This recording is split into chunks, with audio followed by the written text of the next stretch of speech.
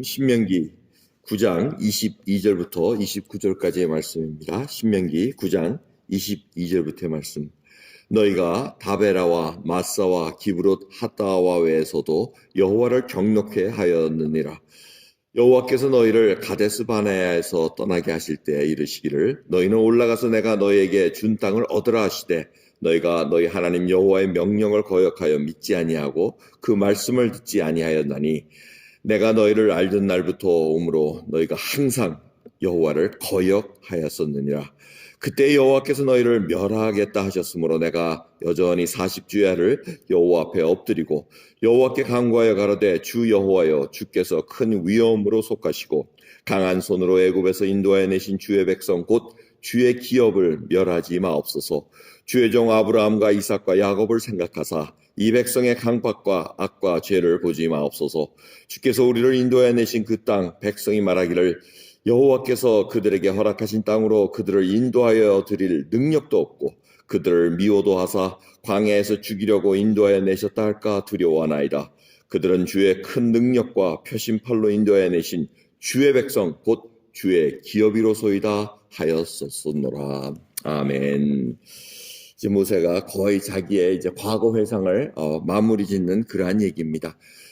요점은 뭡니까? 끝까지 너희 조상과 너희는 하나님을 거역하는 그런 자들이었다. 그러면서 더 이제 금송아지 사건 이외에도 계속해서 반역했던 얘기, 하나님을 거역했던 얘기들을 장수를 얘기합니다. 다베라, 마사, 기브롯, 핫다와 그 다음에 가데스 바네아 이렇게 얘기합니다. 요거는 순서대로 얘기한 게 아니고 그 지역을 얘기해주고 있습니다. 그 다베라는 불평한 데입니다. 출애굽하고 2년 2개월 만에 이제 얘기한 그 민수기 11장에 나오는 말입니다. 악한 말로 하나님 무슨 악한 말을 했는지 모릅니다. 뭐 하나님께 굉장히 불평을 했던 것 같습니다. 그런데 하나님께서 불을 내려가지고 사람들이 막 장막에 불이 타고 막 이런 식으로 해서 모세가 기도해서 불을 그치게 한 사건이 바로 다베라 사건입니다. 마사는 뭡니까? 이 물이 없다고 불평하는 그런 장소였습니다. 불평하던 그러한 곳이었습니다. 기브롯 핫다야도 다베라 사건 후에 만나의 실증이 나가지고 맨날 만나 이거 기름튀긴 과자 같아서 싫습니다. 막 불평하던 그런 때 하나님께서 그래서 메추라기를 해가지고 한 달간 막 코에 막 그냥 입에 막 이 잇몸에 막 고기가 막 넘치도록 주셨다가 죽이는 사건이. 하나님, 이게 뭡니까? 이게 다 불평입니다. 하나님께 불평하면은 이게 안 된다는 것을 지금 하나님의 백성들이 어떻게 살아야 되는 가 이거하고 저희가 연결시켜 봐야 됩니다.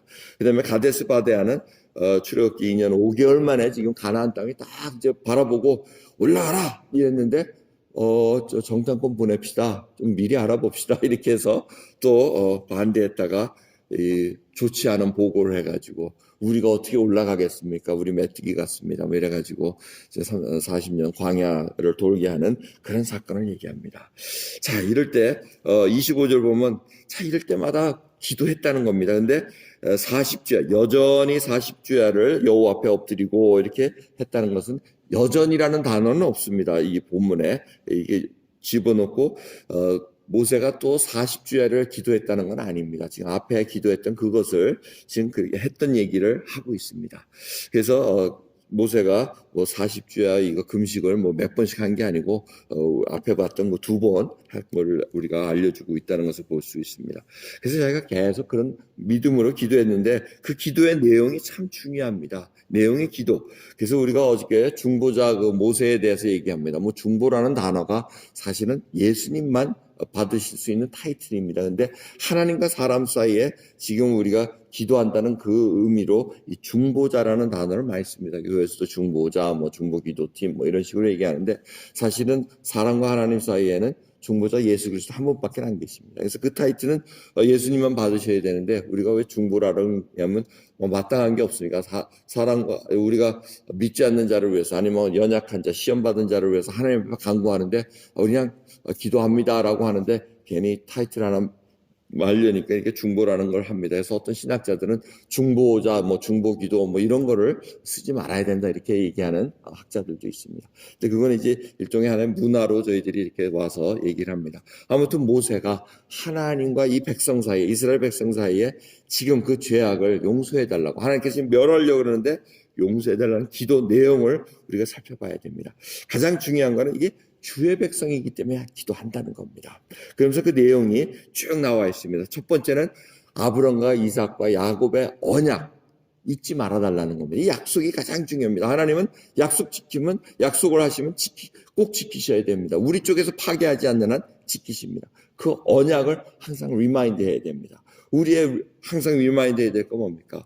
예수 그리스도의 십자가에서 돌아가시고 부활하셔서 다시 오신다는, 그리고 예수 그리스도를 믿는 자마다, 고백하는 자마다 영생을 허락하셨다는 것, 하나님의 자녀가 됐다는 그 약속을 우리가 계속해서 우리가 리마인드 해야 됩니다. 그리고 하나님께 리마인드 해드려야 됩니다. 우리는 실수하고 이거 무너지게 돼 있습니다. 근데 주님 이렇게 연약한 자입니다 하고 정말 솔직하게 하나님 앞에 고백드리고, 우리가 또 다른 형제 자매들을 위해서 기도할 때도 그렇게 기도해야 된다는 겁니다.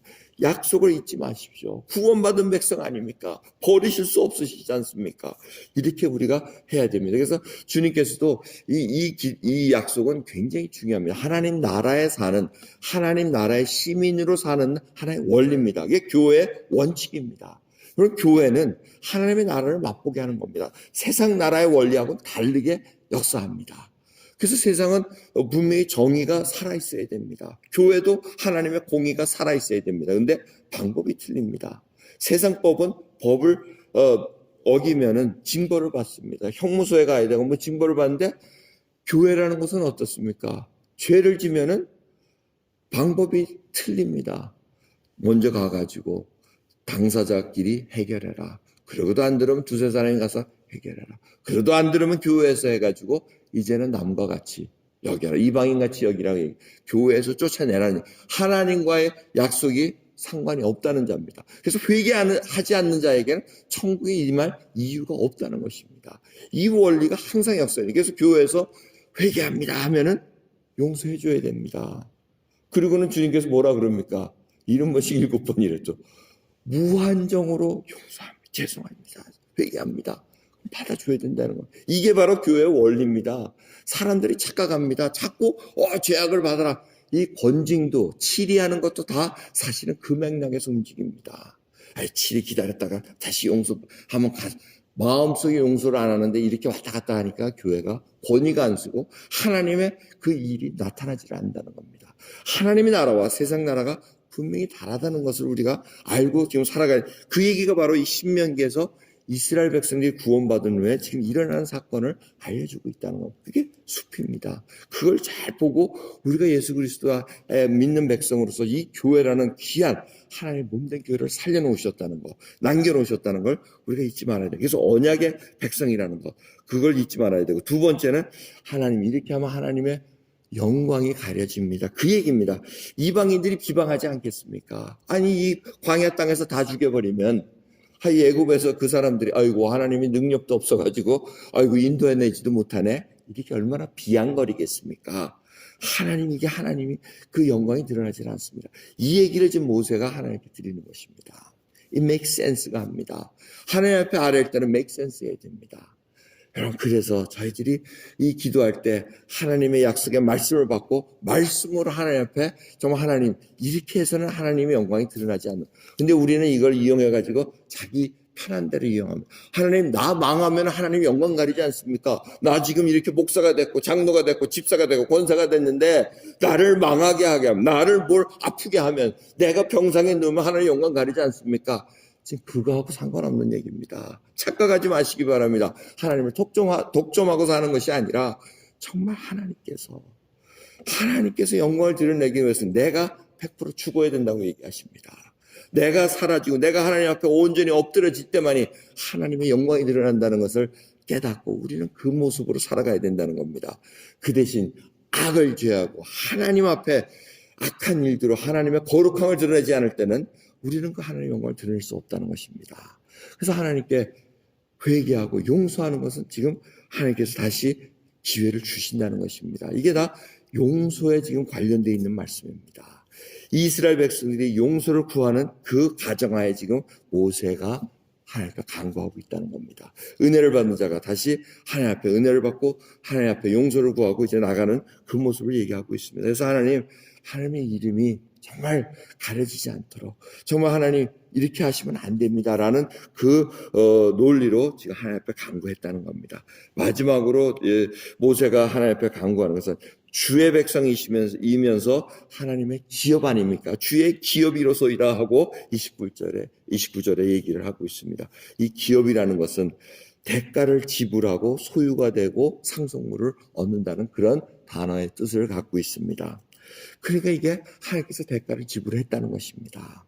이게 바로 우리들의 현 주소입니다.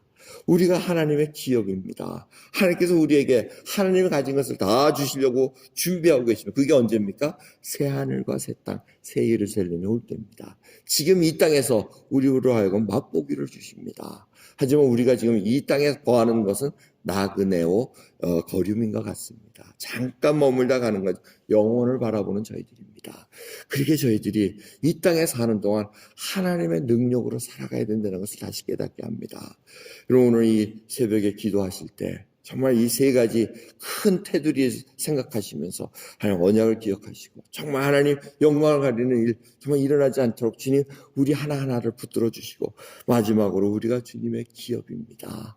하나님께서 피로 사시고 우리를 값을 치르시고 사시지 않았습니까?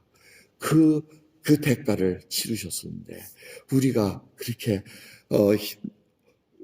가치 없는 자가 아니라는 것입니다. 그 가치 있는 것을 하나님 다시 한번 긍휼함을 베풀어 달라는 그 기도를 드리셔야 된다는 것입니다. 오늘 귀한 이 새벽 하나님 앞에 이 모든 생명을 허락하신 하나님 앞에 하나님 영광을 드러내는 그런 도구들로 사용될 수 있도록 하나님께 간구하는 저와 여러분 되기를 간절히 예수 그리스도를 축원합니다. 기도하겠습니다. 하나님 감사합니다. 오늘도 귀한 하나님의 백성으로 주 앞에 꿇어 엎드릴 수 있는 것 주신 거 감사합니다.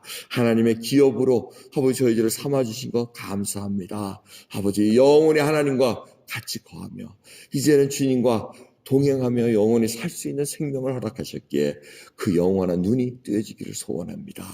아버지 이 땅에 사는 동안 감사와 찬양이 끊이지 않게 해주시옵소서. 하나님을 사랑하는 믿음의 고백이 진정으로 우리 영혼 깊은 곳에서 흘러넘칠 수 있도록 오늘 하루 인도해 주시옵소서. 감사드리며 우리 예수 그리스도의 이름으로 기도드리옵나이다. 아멘.